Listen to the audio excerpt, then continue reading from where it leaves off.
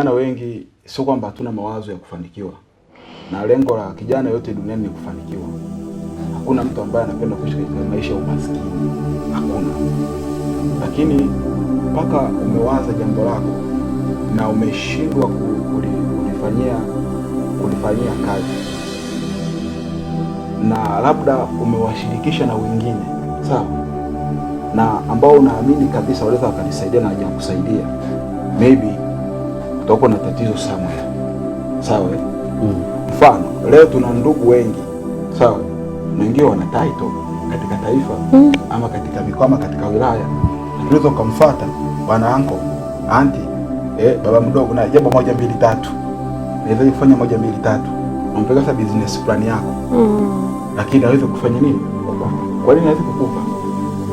Kuna kitu kinaitwa uaminifu. Na watu wengi tunashindwa kuaminika kwa sababu ya historia ama tulizonazo sisi ama wazazi waliotuzaa sisi walivyoishi na hao watu ama wanaowazunguka ama ndugu.